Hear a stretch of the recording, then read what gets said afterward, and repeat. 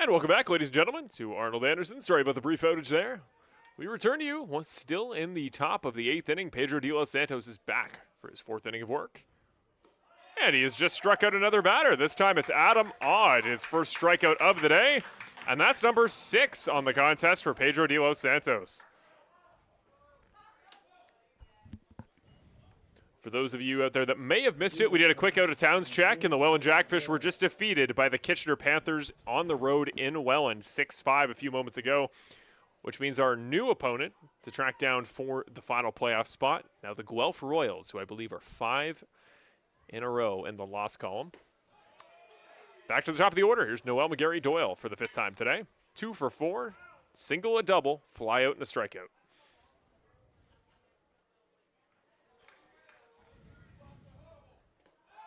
Big swing and a miss there. The Brantford dugout starting to get some energy there. Well, I tell you what, this left-handed heavy lineup for Barrie is just getting dominated by De Los Santos. What a performance this guy's putting on, closing in on 70 pitches. Here's the 0-2, chance for strikeout number 7. Oh, dugout wanted the strike. Home plate umpire disagreed. 1-2. That one looked down from here.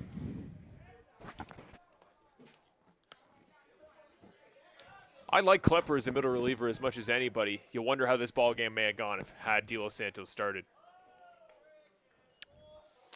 That one wide off the plate. Count working its way back in favor of McGarry Doyle. Now 2-2.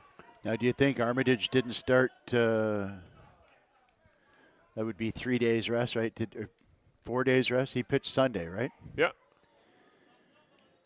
Saving him for the All-Star game Sunday, maybe? Well, and that's what I'm wondering. But, I mean, they got so many pitchers, you can't imagine anybody throwing more than 1 inning. 2-2. That one wide. Inside on the batter goes loose on Watt. Full count now on the wild pitch. They seem to be favoring the hard stuff with McGarry Doyle. 2-2 pitch. They've really hit him with a lot of fastballs. Do you think he's set up for an outside slider here? Yes, he is. Swing and a miss. Strikeout number 7 on De Los Santos' 97th pitch out of relief. Back-to-back strikeouts. Brandon Hernandez back up for his 5th time today. Opened today up with that 2-run homer. Since then, nada in the batting column.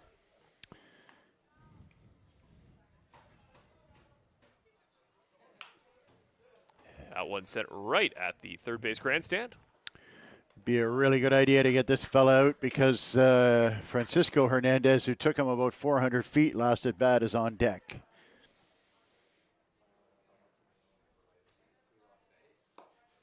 That one loose again on the glove of Cassidy Watt. And he's always pretty steadfast, pretty reliable, and I know he gets a couple loose off the plate, but I'm not sure. I'm not used to other catchers from other teams. I feel like those little misplays, little loose on the glove, you don't see that from a lot of opposing catchers, even if they don't have the range laterally that Watt does. 1-1. Ball low on the dirt. So. Did he go around? Wow. Yes, he did, says the third base umpire. Might have got a call there. To your point, the one thing I noticed that Watt really tries to do, and this has been something that catchers have been doing for the last few years now. They take a pitch, if you have a right-handed catcher, as they all are, trying to get a pitch on the outside corner of the left-handed hitter, which is glove side for the catcher. Yeah. If they turn that glove over, then that tells the umpire it's outside. So they're trying to catch the ball, moving the arm and keeping the glove facing the same direction. And they believe that nice pitch there. Strike 3. De Los Santos runs back to the dugout. Holy cow. 8 strikeouts. That was pitch 101. De Los Santos put together one of the best Red Sox starts of the year in a relief effort since the 4th inning. What a day for him. Perfect 3 strikeout inning there, right when the Red Sox need it. Dominant. That was fantastic. And so the interesting thing is I still don't see anybody warming up. And that's 100 pitches now. And I mean, you saw the run back to the dugout. He looks like a spry young lad for a gentleman who's been in baseball a number of years and has thrown over 100 pitches. So clearly they're going to ride him into the 9th. And so now we've got 3 Torres in for Benitez. Now, he's only thrown 1 inning this season. It was a scoreless inning, walked 1 batter, didn't give up a hit. And so with only 1 inning, obviously we don't know a whole lot about him. So, we'll watch him in warm-up and see what we can see. Now, I can't exactly remember on last Sunday, our contest against Hamilton. I can't remember how many it was, but I remember in the game with Mark Perret, first inning they bring a reliever in for Barrie. That was the 5-run 5th inning where it really started to open up. Against Hamilton, I think it was similar. The reliever comes in for the dominant starter, and it starts to get away right away. And if you're Barrie, there's an element that I've talked about a couple times, guys still chatting up the umpire, still keeping their foot on the proverbial gas pedal. There's a loosening of the rope you feel, especially if you're a guy like Benitez, where you're flawless, no runs allowed through 7 innings, and then as soon as the reliever starts to lose track of the game, once the Red Sox offense picks up steam, it feels like a whole different ball game. And 6 runs isn't enough of a margin that if your reliever comes in and doesn't have a firm grasp on the game right out of the gate, you start to get a little bit worried if you're the Barrie Baycats. Well, I hope you're right in that prognostication. 6 runs is a big lead for 1 inning. So hopefully they can get a rally started. It's bottom top, if memory serves, Lefebvre leading off, and then the top of the order. So, they need essentially a bat-around inning to get back into this game. Yeah, the scoreboard says 9th. It is the bottom of the 8th. It's just the 8th, though, isn't it? Yeah, bottom of the 8th. So we got two runs. We at least get our, again, you called it the meat of the lineup earlier. They're going to come back up. Lucas Lefebvre leads off here. This is a huge at-bat for him. Fly out, ground out. And again, you talk about if a guy like Cantor is coming in, he's got a little something. If he's going to be an everyday fixture in the lineup, guys like Lefebvre are the ones that are going to start getting bumped. He's really got to show something here in this AB. Yeah, because, earlier in the season we were kind of looking at the left side of the infield that wasn't doing a lot. Now we're looking at the right side. Yeah. For a fact Bateman could play second base. We know Bateman can play second base. I mean, it's second base. So, a lot of guys can play second base. Here's the 1-0. Torres now in the game. Chris Torres. 2 balls wide off the plate. Showed a little bit of discomfort there on his throwing hand.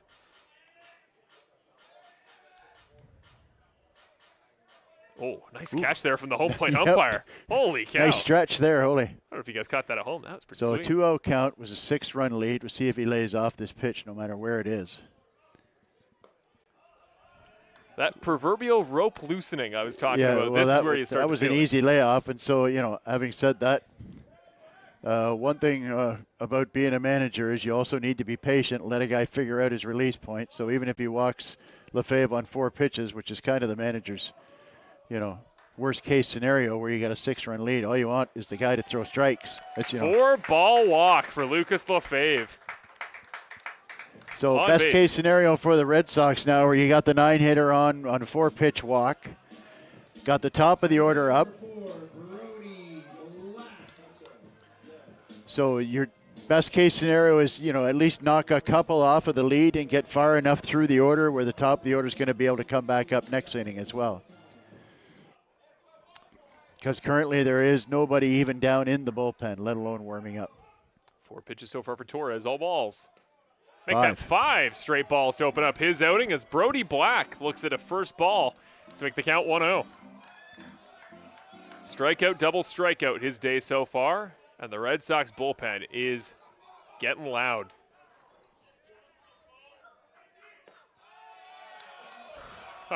Make that ball number 6 in a row to start the game. You almost feel a little bit bad, but I don't. Who are the Red Sox to feel bad for the other team finally? I don't. No, we're in last place. We're down 6-0. I don't feel bad about a guy who's thrown 6 straight balls. You're right. We've faced Garces, Salcedo Reyes, and Benitez the last 3 games. We deserve this. The 2-0. That would have been the 3-0 as Brody Black takes a quick swing at that, and I don't know about you, Brian. You don't throw off the momentum here. I'm not swinging at anything until I see 2 strikes in the column. Middle 50 mile an hour you're still taking, but The 2-1. Lefebvre on first. Lefebvre goes. Not even going to try at the throw. I'm 2-2. surprised Odd even went to second base there. That's generally what you would call defensive indifference. All right, Brody Black, 2-2. His double was on an 0-2 count earlier. What can he do 2-2? The dugout still getting rowdy. Lefebvre goes again, that one high. Full count, Lefebvre's now on third. And the crowd's getting loud, our media booth's getting loud. Arnold Anderson has come alive here in the wee hours of the night. You hear the call of don't chase from the dugout. That one low in the dirt for ball 4. Brody Black from the gates of despair to the land of victory. Welcome to first base. Runners on the corners is Lucas Lefebvre. How many stolen bases did Lucas Lefebvre have prior to this inning? Well, while you're looking that up, I'm watching Josh Matlow walk out with a very decided purpose to his step. And I'm going to clean up the conversation for you so it's broadcastable. All right. And he's going to say, excuse me, Mr. Torres. Yes. But we have a 6-0 lead, and it's the 8th inning. Yeah. Would you mind throwing some strikes? That'd be nice. Maybe quick diagram, draw where the plate is, picture, circle it in red. At this point, I don't care if you throw it middle, and he hits a base hit. I'll tip my cap and play against the next guy, but we have to stop giving up free bases. And not only that, but you're working up a pitch count. Like I said, there isn't even anybody down in the Barrie bullpen. So if he can't find his release point, then this could get, you could be, a candidacy for some prophesying here. So you look at the two best hitters in the Brantford lineup who are now up with nobody out, 2 on, and like I said, if you don't, the likelihood of getting 6 is really tough, but if at least you could kick off 2 or 3. Runner goes. Black's trying to get a free stolen base. There he goes. It's up to my previous stat. Lefebvre, 2 stolen bases on the year coming into tonight. He had 2 back-to-back. He's now got 4 on the year, and Brody Black bump his total up to 7 on the season. And again, I'm really surprised that Odd is even going to second base. If Ortega puts the ball in play on the right side, it's going to just walk out into right field. That one low in the dirt. Wild pitch. Here comes the runner. The Brantford Red Sox are on the board. On the wild pitch, Lucas Lefebvre comes home. That's his 8th run as a Brantford Red Sox.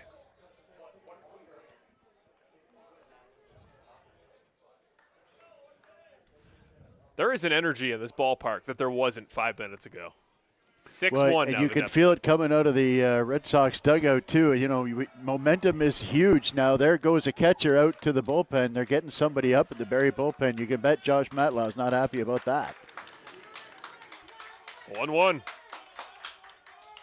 Oh, Ortega narrowly misses it with the barrel, and he knew it right away. Well, and that was probably his best pitch of the inning there. He got it up and in on his fist, and so even if he put it in play, he couldn't do a whole lot with it because, as we all know, you don't want to let Chris Ortega get his arms extended because that usually is bad things happening to your ball club. That was just a couple of miles per hour faster than what Ortega's going to see on Sunday for the home run derby. That one popped up and over into center field. McGarry Doyle will play it, but the tag up. Here comes the runner.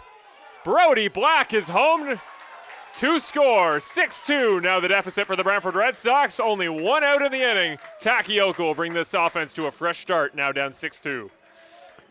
And there you go, 2 runs without the benefit of a hit. It's like we're playing ourselves. It's like we're playing. Okay, I wasn't going to say it out loud, Marsh. I'll be honest with you. I was going to let everybody get their own inference there. So, sorry, Brantford fans. So interesting here. If you can get Takioka now coming in a de facto leadoff position, if he can get on base, then he could probably steal on Torres as well, who is really slow to the plate. First pitch in for a strike. We've seen that a lot today from Takioka. Just looking for an outside fastball and slap it past the drawn-in third baseman. Oh, big hack, big miss. 0-2 now for Takioka. Torres does throw hard. It's going to be the first time in 4 games that Takioka's batting average goes down. He's 1 for 3 on the day. Here's the 0-2. Oh my goodness, well off wide. I'd like to reiterate the thing I said a couple seconds ago. In the words of the great Harry Doyle, just a bit outside. Victor Wembanyama might have had a hand on that one, but unfortunately Tyler Plumpton, not quite. 1-2. That one chopped foul to the third base line. He throws hard, Torres. Yeah, that's got to be 90 he's throwing there. Torres is starting to find his rhythm. Now's the time to capitalize if you're Takioka. 1-2. Cassidy Watt on deck. In the dirt. 2-2 in the Brantford dugout. Got to wonder how much that's getting in Torres' head. I've noticed Torres has gone to the Fernando Rodney School of hat wearing as well with the tilt on. All right, 2-2. That one's wide off the plate. He's got it back to a 3-2 count. Could be the third walk and 4 batters to open up the day for Torres. Full count, 1 out.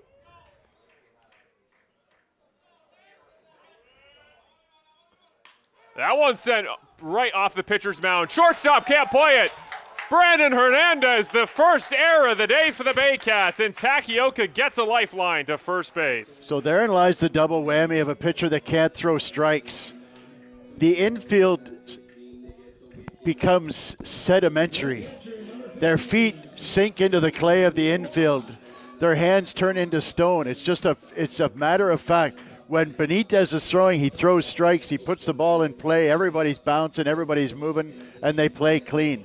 But when you're standing there for 5, 7, 8, 9 minutes at a time without any kind of action, that's generally what happens. And he is so slow at the plate, don't be surprised if he goes as early as the first pitch.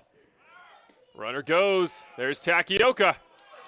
In safe. Make that 15-0 on the season for Takioka on the base pass. He's now on second, and that's ball 1 to Watt. If you were any hitter in this Brantford lineup, Watt, Bateman, Torreson, or DeVapel, and if you're 0 for 3 on the day, you better be smelling blood for the next time you come back up in the lineup. This is your opportunity. Well, and they're not keeping him close. He could go again here. Very good chance he will. The 1-0 to Watt. Well, you could just see how did you see how he was just getting there and just doing a stutter start? Odd comes in and has a quick look at him. Then he goes back, and then Torres still takes a minute, and then he does a little shuffle step, so it wouldn't surprise me if he went again here. Keep an eye on Takioka. And then he goes back, and then the shuffle. 1-1. What a big swing and a miss. Had he barreled that one, that one would have had a chance at the fence. 1-2. Well, right now, just a base hit, 2-strike approach, put the ball on the ground, get it in play. I'd like to see Takioka take off here. The 1-2.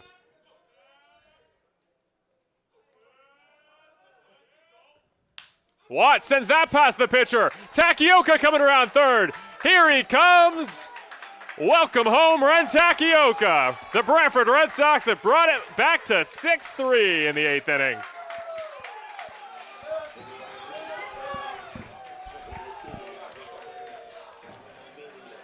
Good morning, Brantford Red Sox offense. Not many people wake up at 10:45, but almost every Brantford Red Sox bat in the lineup is starting to find fire. Lucas Bateman now comes up with Mr. Cassidy Watt on first base there, and Ren Takioka. It was one batter ago, Brian. He got on base on an error. Steele gets around on a single, legs it out to home. That's the impact a fast base runner can make. Now here's Lucas Bateman. Ball high, ball 1. 1-0 the count.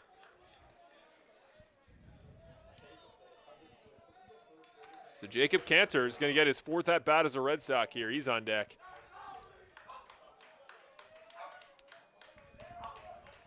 Here's the 1-0 to Bateman. That one high and wide as well. 2-0. Well, Tammy in the YouTube chat says it's time to switch, and they certainly have an arm that's been warming up out there. I want to take this time to give a shout out to my buddy Pete, who's watching on his TV at home in the trailer at Science Hill. Hope you're enjoying the game, brother. Depending on exactly what time Pete started watching this ball game, maybe he's our good luck charm because something's turned around. Well, he is Irish, so you know. There you go. He's been good luck to me over the years. I got to say that. Don't tell him I said that, though. 2-1 here to Bateman. Watt still on first. Now, Watt's really not a candidate to run, so it's almost a situation where you got to be real careful. You don't want to be too greedy. You're only down 3 here. Oh, he goes anyways. Speak of the devil, Cassidy Watt, that's a ball, and Cassidy Watt steals second base. Reverse commentator's jinx there. Well, like I said, anybody other than Watt, I'd have sent him. He is so slow to the Torres. Is just absolutely. We measured Torres to the plate. We don't measure him with a watch. We measure him with a sundial. Cassidy Watt, second steal of the year. With 1 out, I'm not above stealing third. Because you can get a read on him. Watch King lead. Oh, he should have gone right there. Ball 4 in the dirt. His third walk of the 8th inning. And a nightmare is getting worse for Chris Torres. You have to wonder how much longer he can keep up. He's got somebody up in the pen. I can't see who it is because he's got a hoodie on. Josh Matlow, he's not coming out. Well, he's been out once. If he comes out, he's got to pull him. So what he's going to do now, here he comes now. This is a situation where you want the catcher to go visit because you don't have to pull the pitcher. And so that you get out there and just have as long a chat as the umpire will allow them to allow your pitcher to get a few extra pitches. This is a classic stall technique. That whole time that the catcher was visiting, you can't see on the screen, but Josh Matlow was staring down at the bullpen. I think the hoodie is off now. Yep, the hoodie's off, and we're throwing in earnest. I think it's, I want to say 17. It is.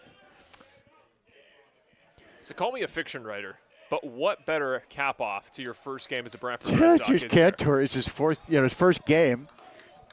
But watch the walking lead that Watt gets. And like I say, he's a catcher, and so you don't expect him to steal, but you could double steal here off this guy. First one in wide for ball 1. With an absurdly long, I mean, he just turns right around and faces second base when he goes into his windup. No thought of a slide step or anything like that. No mixing up of the whole time between pitches. You can certainly steal off this guy. You can steal third if you're a catcher. That's how long he takes. There he goes. Double steal. Both runners go as that ball goes wild. Runners now on third and second. The crowd is getting fired up here on a Friday night in Brantford. 2-0 on the second ball of the count to Jacob Cantor. And if Jacob Cantor puts this ball over the fence to tie this ball game, he may be carried out by the entire crowd here at Arnold Anderson. Wide off the plate, close. Ball 3. I'd love a heart rate monitor on Josh Matlow right now. And I've been there. I've been there so many times. I can tell you, just throw a strike. That's all I'm asking. Throw the ball right down the middle, and if he yanks one, so what? I can live with that. But watching you walk guy after guy after guy, it's making me old. Finally earns a strike, 3-1. And you know what? That pitch was about 15 miles an hour slower than his normal fastball. That ball was not 80 miles an hour. He just threw that 3/4 right down the middle. Cantor got the memo not to swing, though. Here's the 3-1. He might have to take here, too. Too high, ball 4. Fourth walk of the inning. And there comes Josh Matlow. Party's over. The party's over. I believe you said number 17 coming in from the bullpen. You could not write up a worse scenario to come into out of relief. Holy cow. Let me double check here. Number 17, Carlos Sano coming in. A longtime starter. He started the game last Friday, a week ago. They're just bringing in a trusty arm. They don't care where he's from. Started there, I believe, pitched 4 scoreless innings. He came out in the 5th, and that's when the run started. Yeah, that was his only start of the year when he pitched against Brantford. 19 innings, 10 hits, 3 earned runs, 17 strikeouts in 19 innings. he's their closer. He's got 5 saves on the season. He's a big dude. So now you've got Matt Torreson up, who's not having a great day at the plate. You know, your first instinct, and I if I'm talking to him, frankly, he's a big enough guy. He's got pop in his bat. Your first swing, you go ahead and swing for the fence. Yep. It's all right. After that, put the ball in play. There's only 1 out. A base hit should score 2 here. You got pretty good speed on the bases. Bateman is a really good runner at second base. Can score on most, if not all, base hits that aren't lined directly at an outfielder. So it's important to remain patient. You really feel like you want to go up there and knock one over the fence, grand slam, we're up 7-6, party time, all that fun stuff. But at the end of the day, you have to be patient, make sure that you are up there with a plan. I am looking for 1 pitch in 1 spot earlier on in the at-bat. He throws hard. He's got a good secondary pitch in that slider. So you have to pick a pitch and a spot and get ready to hack it if you get it. Later on at the at-bat, you expand the zone and you get a little more defensive and try and punch something through a hole in the infield, score a couple of runs, get it to 6-5, and then down the line. The real important thing to remember about this rally, every batter so far has just done a paper cut, death by paper cuts to get to the next guy. Next guy, next guy, next guy. So Torreson, like I said, I give you 1 hack for the fence, but after that you have to just pick up the pace where everybody else was. Because the thing about baseball, strike 1, is that, they're 1 swing away from a grand slam and taking a 7-6 lead. They're also 1 swing away from a 6-4-3 double play and out of the inning. So find a pitch that you want, get good one on it, and hope for the best. Here's the 0-1.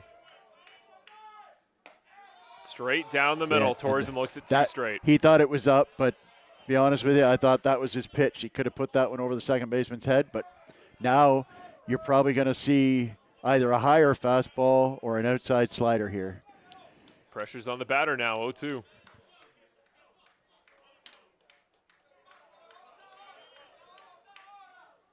Swing and a miss. Yeah, there's that outside slider. Well, Sano we got a pinch hitter coming up here. Here comes DeVaplin. No, you got a pinch hit for DeVaplin here. Oh, you're absolutely right. Get you an idea. Number 12, I believe. That should be Jeremy Veyu. Yes, it is. Well, I will say with fair certainty, this is his biggest at-bat of the season. Hasn't been an everyday bat since the first month of the season. I believe led the year off. He was a player of the month in that first month of the year. Since then, he's been radio silent. Haven't seen much of him. What a chance it could be here, as the Red Sox playoff hopes may lie on the end of his bat right now. Yeah, like I said, just you want to make sure you get a pitch to hit here, get something through the infield. The outfield is deep. They're in no doubles defense right now, as is very much common in the 8th inning of a 3-run ball game.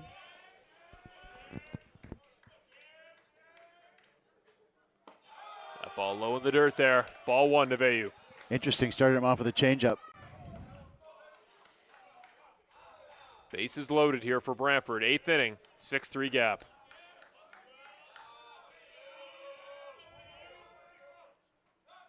Swung on, well hit, gap between left and center. 1 run comes around, 2 runs around. Gets the stop sign at second. And as a pinch hitter, Jeremy Veyu brings the lead to within 1. As we've gone around the order and back up comes the man who led off this offensive explosion, Lucas Lefebvre. Are you not entertained, Brantford Red Sox fans? What a ball game we've got here. Well, many a times this year on my score sheet, I've had to cross out in a box for a batter coming back up twice in the same inning. Rarely have I done it for the home side. But now Lucas Lefebvre looks at runners on first and second. Inside on the hands for ball 1. I believe that's Cantor out on second base, who we know runs very well. We don't know a lot about him, but one thing we do know is that he runs quite well. So any base hit that goes through the infield will, at the very least, have a play at the plate for the tying run. Ooh, didn't get a call there. Very close pitch. Well, Brantford Red Sox fans that have stayed up here till the wee hours, till 11 o'clock. This is what you came to see here on Brantford Red Sox IBL YouTube. 2-0. Sano to Lefebvre. That ball high for ball 3. One ball away from loading the bases again. I'd like to see Cantor get a little better secondary lead there. It's a conservative lead. They're not really holding him close. Odd is coming over, doing the same thing every time where he'll come over a little bit, but once the pitcher comes set, he resets back to his normal position. I'd like to see Cantor get a little better lead. Ball 4, bases loaded here at Arnold Anderson. Can you believe it? The second walk of the inning for Lucas Lefebvre. Can you believe it, Brantford fans? Brody Black is back. 5th time today, 2nd time this inning. And he's looking at bases loaded, down 1. And they've still got a full inning left on offense. You're going to see Takioka again. You're going to see Ortega again in this ball game. Brantford's got a pulse, and it is beating harder and harder.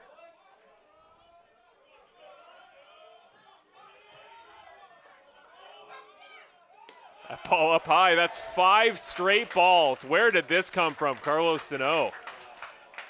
Came out of the gates hot, found the zone come out well. throwing strikes. You're absolutely right, Marsh. Where has it gone away from him? The 1-0 here. That one finally finds the bottom corner. 1-1.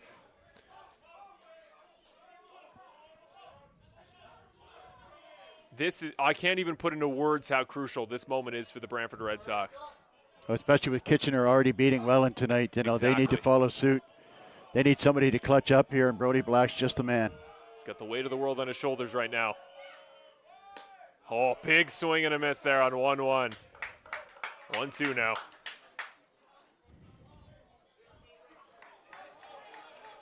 One swing could end the inning. One swing could give them the lead. Sano versus Black. He couldn't script a better at bat.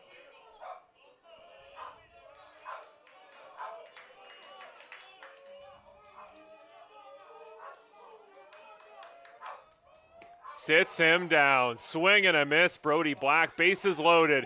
But the Brantford Red Sox have brought it back to within 1 with 1 inning to play.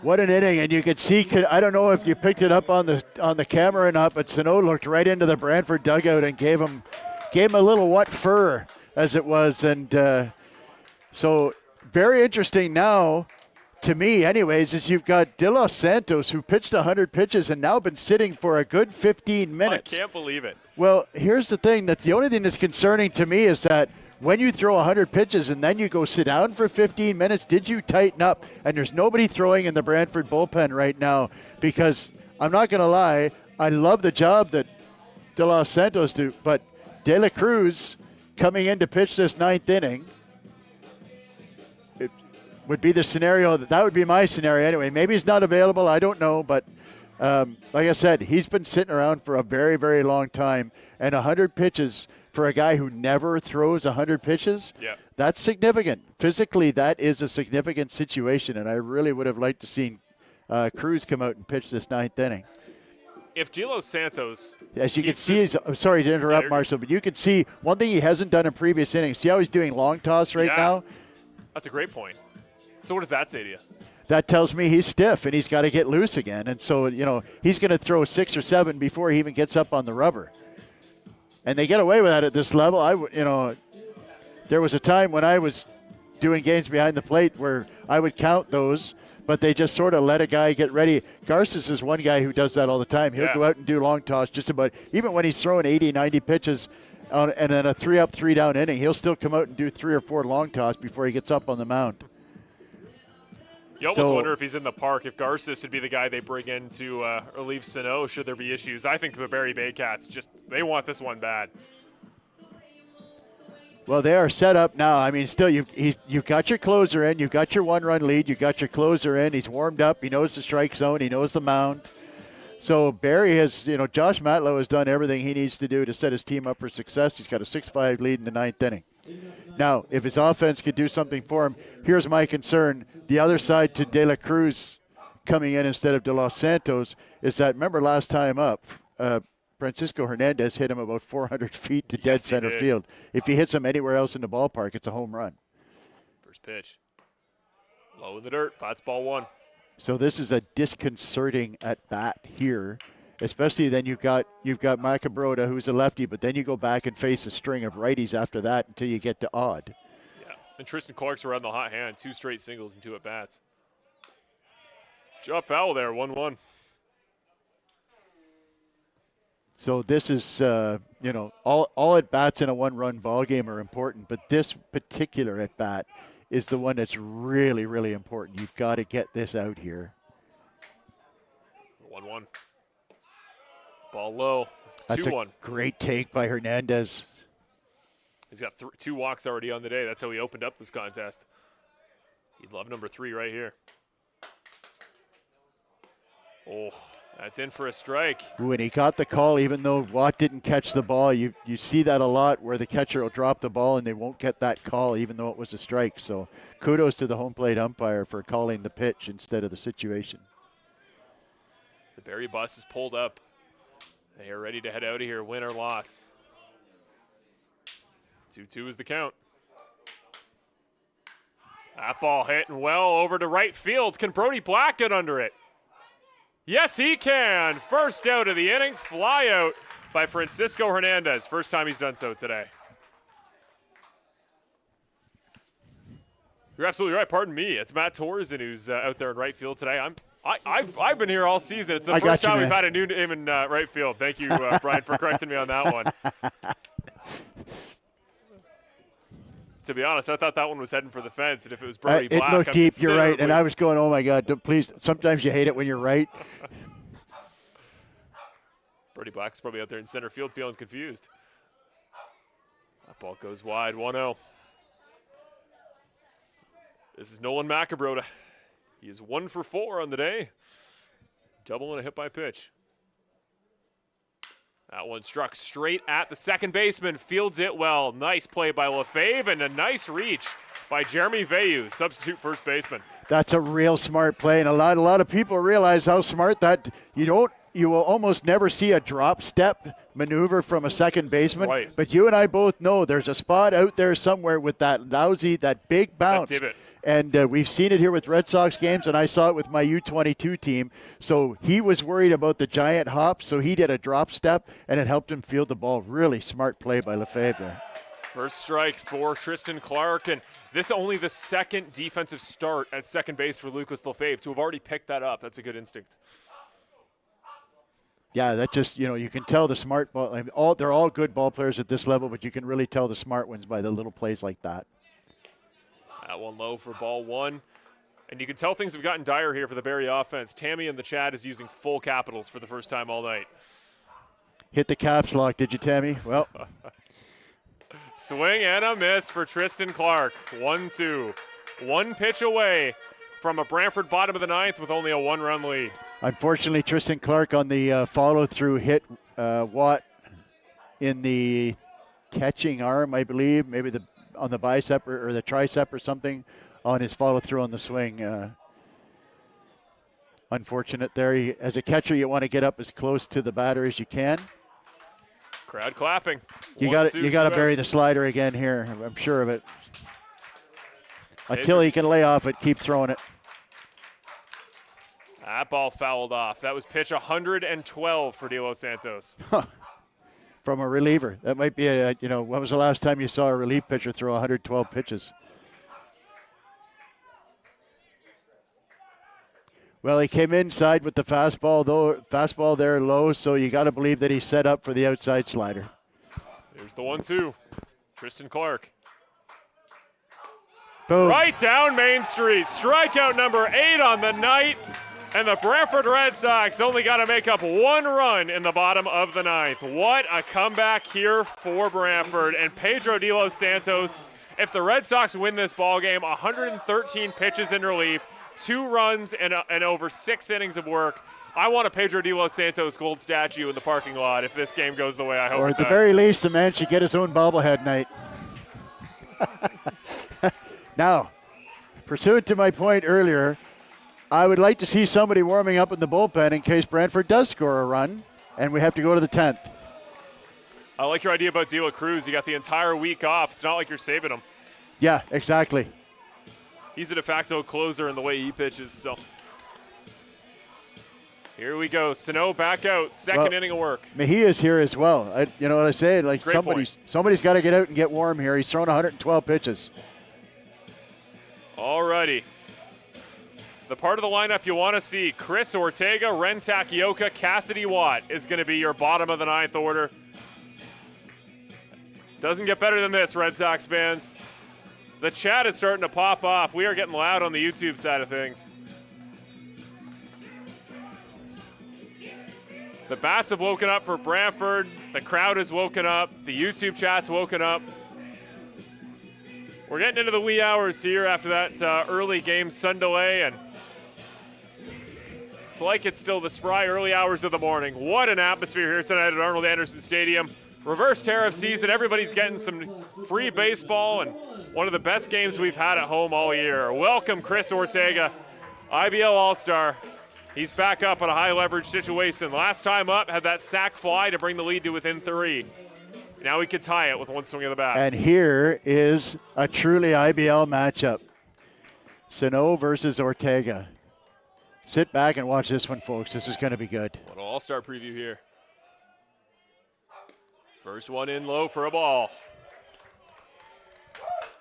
And again, this is your situation now, Ortega. You know he's going to have a good approach at the plate here. He's looking for one pitch, one spot early in the count. And if he gets it, he's going to hack it. 1-0. That ball was high, but I think Ortega, he shook his keen. Head. That tells me he's looking fastball. He's looking fastball up because he really wanted that one, and he just went, nope, that was too far up. He's looking for something hard out over the plate that he can yank and go at that big fence in left field. Here's the 2-0. Oh, catches the bat, sent straight back. If we didn't have a net, yeah, we'll have to call time so Chris can retie his shoes. Oh, man, Chris Ortega.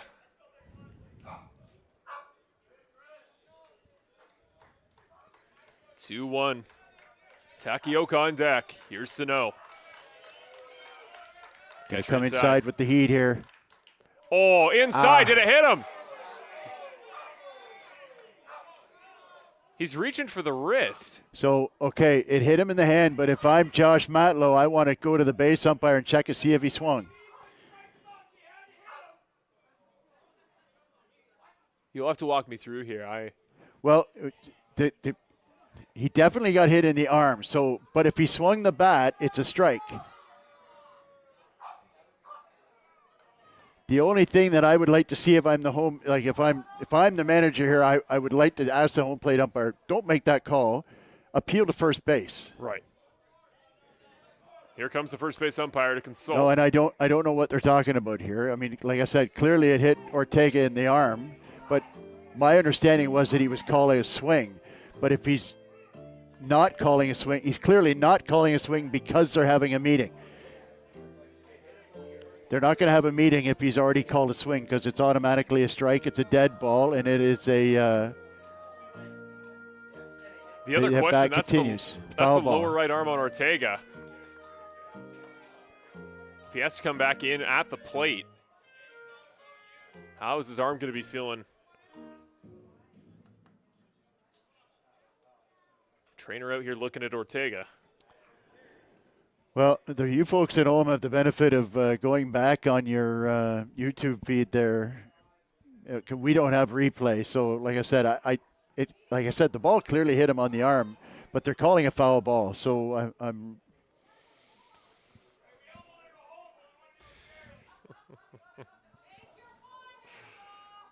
So 2-2, they're going to say. The thing that's really disconcerting is that, or at least concerning, is that can Ortega swing the bat? They may have to pinch hit for him. Lower right arm. Still looking like if he got him on the wrist. Sano trying to stay hot there. This now up to about a 3 we got to get the magic wait. soccer spray. See if that helps. The freezing.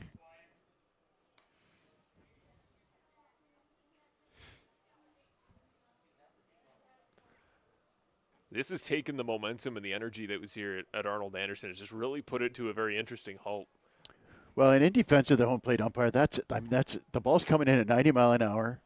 It is Ortega is inside, and it all happens in a split second. So it makes it's a very difficult call. I'm not sure how he came up with a foul ball, but he went to his partners, and they all saw the same thing. So now you just have to find out if Chris can still swing the bat. Otherwise, they'll have to pinch hit for him. It looks like he's going to continue. But, boy, he's still sore. So from the other side now, as from the Barrie standpoint, with a sore arm, you don't mess around with anything off speed. Nope. You give him the gas and make sure he can swing that bat. In fact, you don't just give him gas. You give him gas right back inside again to see if there's any trepidation to swing the bat. Chris Ortega could be the hero. 2-2. Strike 3 called. I mean, the last thing optically you want as an umpire there is a close call for strike 3. And Chris Ortega looks deflated. That's a shame. That really turned that at bat around. Like I said, I haven't got the benefit of the replay. I'm just not sure how his arm could be hurting that much and still get a foul ball. Unless it hit the bat first. Maybe it hit his arm, then hit the bat, and that's what the umpire heard. But at the end of the day, like I said, it was such a quick play that the other umpires couldn't. Oh, Takioka. Not going to call that one back. Straight in the number. He's on first base. And Cassidy Watt has the win on his bat. And so the double whammy here is that you've got a base runner now who is 15 for 15 on the season in stolen bases. And you've got a big, long-limbed pitcher who is stereotypically slow to the plate. So I don't think Takioka is going to stick around very long. He may not go on the first pitch, but he'll likely go on the second one. Oh, Takioka, that is about the limit of how much of a lead you can take. He's doing it again. He's right back out there. Keep in mind, they don't have a pitch clock, but they do have a throw-over rule. You can only throw over twice. Oh, that's a gutsy leadoff there. Cassidy Watt. Another situation, in for a strike, then dropped by the catcher. So he bluffed there just to see what kind of jump he can get, and I will be absolutely floored if he doesn't go on this pitch. You can see that Sano is really trying to get to the plate quickly. Watt's going to call time, maybe to give Takioka a moment to catch his breath.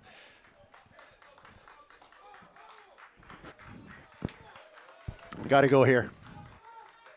At the very least, draw a second throw. Could probably get one more step out of it, can Takioka. Here's the 0-1 to Watt. Take another one. Another half step. Runner goes. Takioka, can he get there? No, yes he can. Takioka is on. He's now 16-0, perfect on the season.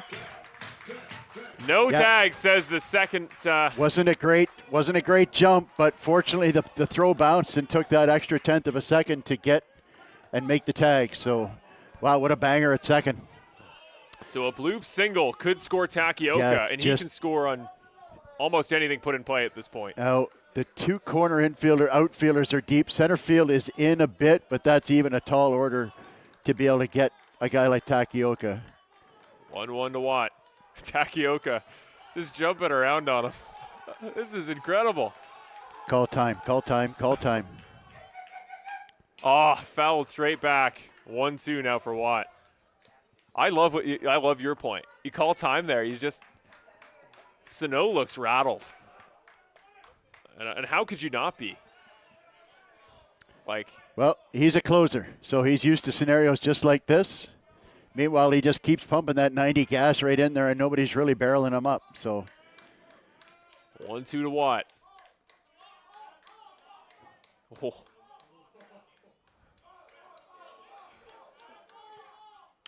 Oh, Watt sends that one up to first base line area. Got to tag up here.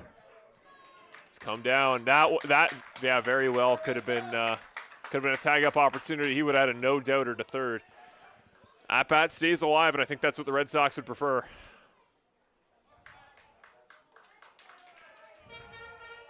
Alrighty, 1-2 is the count for Watt. Last time up, he singled. That was his first hit of the day. The second one could tie the ball game.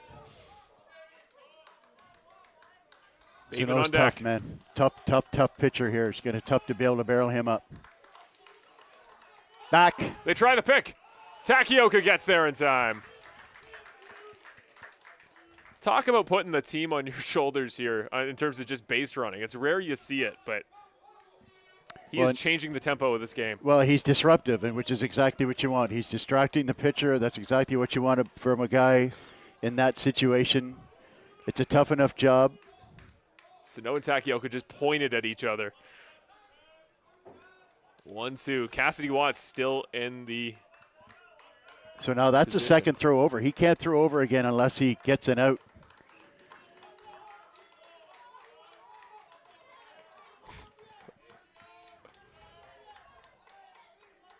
I wish he called time here.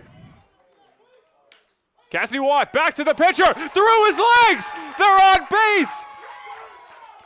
Oh, gets him out at first, but Ren Takioka does get to third. The throw was just in time. I thought it might be late. Cassidy Watt, you know what? At least he gets the base. Takioka now on third. Here comes Lucas Bateman. 2 outs, bottom of the ninth.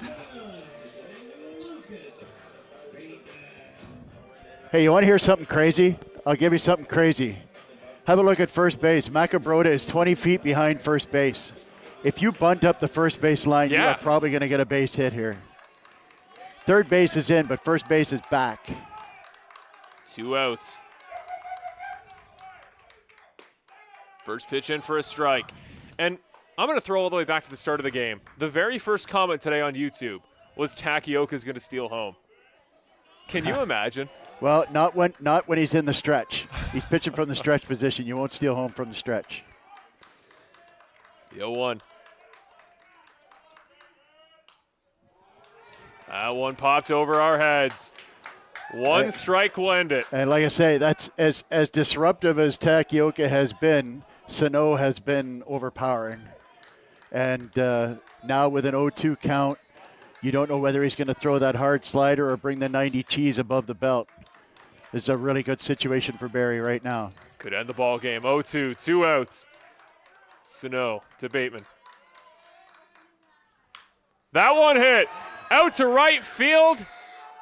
Ball game. The Barrie Baycats survive by the skin of their teeth. 6-5 win as Ren Takioka gets all the way around to third and will get no further. What a baseball game on your Friday night. I mean, that's undoubtedly the best game you and I have got to call this season, Brian, but can you imagine a more heartbreaking way to end a late Friday night? You know what? Like I said, Sano was just so overpowering there that I felt like a bunt was the right thing to do up the first base line. But, you know, kudos to the Red Sox for battling. You know what I mean? They got a couple of gifts there on pitches that were not competitive, but, you know, at the end of the day, you could go back and break it down a couple of plays earlier on when they had opportunities to score on Benitez and couldn't get one. Kudos to Barrie, who, you know, drove those runs home. Like I said, they got the run home on the fly ball down the baseline. Right. They got the run home on the fisted ball over first baseman. That was the game-winning run. Yeah. That was the sixth run. You're totally right. Was a 110-foot single over the drawn-in first baseman's head. So, you know, be a good drive home on a Friday night for Barrie. You might get the cooler out and have a couple of cold drinks. But again, like I said, you don't know about moral victories in this league, but that's what you want to see out of your home ball club. If you're coming out to watch these ball games or if you're watching these games on YouTube, you want to see some fight out of your team. Yeah. They were down 6-0 in the eighth inning. And had the tying run on third base with 2 out. You know, had a tying run on second base with 1 out, looking for a base hit. So, you know, you just got to like the fight in it, and it's a shame they couldn't get it done. But this is a process. This is a process that must be followed through. And, you know, a couple of changes here and there, and it would be remiss to not give a shout out to De Los Santos.